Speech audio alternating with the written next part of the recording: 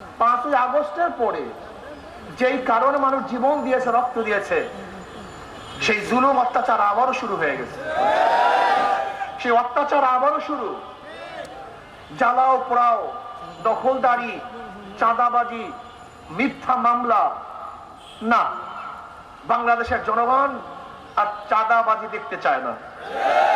হয়রানিমূলক কোনো মিথ্যা মামলা হবে, এইটা আমরা দেখতে চাই না। আমরা চাই মানুষের শান্তি, মানুষের কল্যাণ, মানুষের মুক্তি।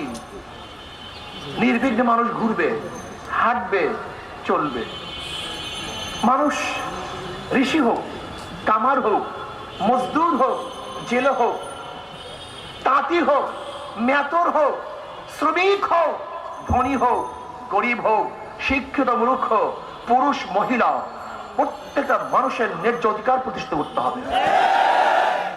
আমরা চাই না মুচির সাথে খারাপ আচরণ, আমরা চাই না ঋষির সাথে খারাপ আচরণ, আমরা চাই না কুলির সাথে খারাপ আচরণ। আশরাফুল মাখলুকাত সেও মানুষ, রিকশাওয়ালা, সে হালাল রুজি কামাই করে। একজন রিকশাওয়ালা, ঠেলাওয়ালা, ওই সমস্ত চোর এবং ডাকাতদের চেয়ে হাজারো ভালো যারা এদেশে টাকা পাচার করেছে। এদেশে হাজারো ভালো ওরা, কোটি গুণ ভালো ওরা। যারা ব্যাংক লুটপাট করেছে, এদের চেয়ে হাজার গুণ ভালো আমার দেশের শ্রমিকরা। যারা মানুষের বুকের মধ্যে গুলিবিদ্ধ করেছে, তাদের চেয়ে হাজার গুণ ভালো আমাদের নেতরেরা। যারা মানুষের উপর জুলুম অত্যাচার করেছে, এদেশে হাজার গুণ ভালো আমার শ্রমিকরা। আমরা চাই আশরাফুল মাখলুকাত প্রত্যেকটা মানুষকে শ্রদ্ধা করতে হবে, সম্মান দেখাতে হবে, তাদের অধিকারকে ফিরিয়ে দিতে হবে। আর আমি বিশ্বাস করি ইসলামী আইন বাস্তবায়নের আগ পর্যন্ত কোনদিন অধিকার ফিরিয়ে দেওয়া সম্ভব না। আমি একটা প্রশ্ন করতে চাই, যারা মনে করেছেন যে ধর্মনিরপেক্ষবাদ প্রতিষ্ঠিত হলেই হিন্দুরা মুক্তি পাবে, খ্রিস্টানরা মুক্তি পাবে, আমি আপনাদের কাছে প্রশ্ন করতে চাই, এই 53 বছর ইসলামী হুকুমত ছিল না, আপনারা কি মুক্তি পেয়েছেন? আপনারা শান্তি পেয়েছেন? অধিকার ফিরে পেয়েছেন? তাহলে ইসলামকে ভয় করেন কেন? আপনারা কি দেখেছেন 5ই আগস্টের পরে সর্বপ্রথম ধর্মীয় প্রতিষ্ঠানগুলিকে হেফাজত করার জন্য ইসলামী আন্দোলনের লোকজন ঝাঁপিয়ে পড়েছিল। ছাত্র আন্দোলনের লোক, যুব আন্দোলনের লোক, মুজাহিদ কমিটির লোক, যে যেখানে ছিল তারা ঝাঁপিয়ে পড়েছে। এখন প্রশ্ন করতে পারেন, মসজিদ পাহারা দেওয়ার প্রয়োজন হয় না, মন্দির পাহারা দেওয়ার প্রয়োজন হবে কেন? আসলে মসজিদ নিয়ে কেউ রাজনীতি করে না, কিন্তু মন্দির নিয়ে হাজার মানুষ রাজনীতি করে। মনে রাখতে হবে, মন্দির ভাঙ্গার কারণে মন্দির পাহারা দেয় না, বরং মন্দির ভেঙ্গে এদেশকে ধ্বংস করার যারা চক্রান্ত করে তাদের বিরুদ্ধে পাহারা দেয়।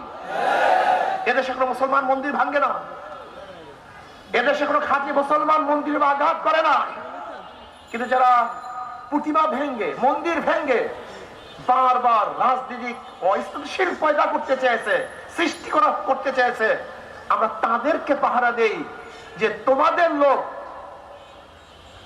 লোক যারা মন্দির ভেঙ্গে এই দেশকে ধ্বংস করতে না পারে, এর জন্য পাহারা দেই।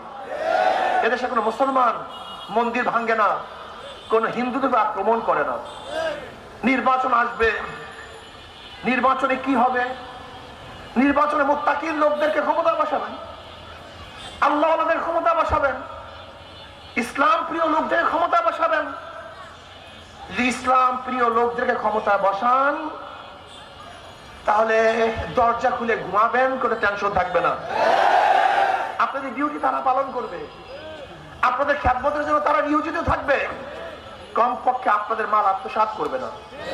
আপনাকে জানেন বর্তমান অবস্থাটা কি?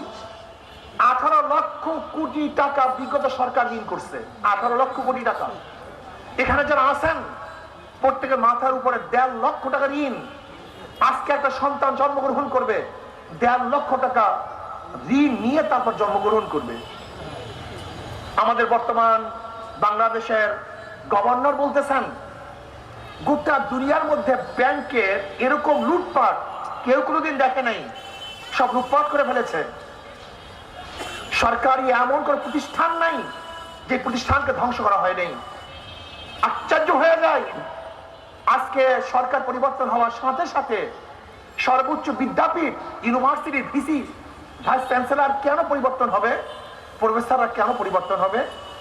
আজকে গণ অভ্যুত্থানের পরে সুপ্রিম কোর্টের পুরা প্যানেল কেন পরিবর্তন হবে? আপনি কি দেখেছেন যেখানে সর্বোচ্চ বিদ্যাপীঠ এবং সর্বোচ্চ বিচারালয়, সেখানেও নিরপেক্ষতা তারা রক্ষা করতে পারে নাই, বজায় রাখতে পারে নাই। আশ্চর্য হয়ে যায় আমরা, এ দেশটা কোথায় চলে গেছে।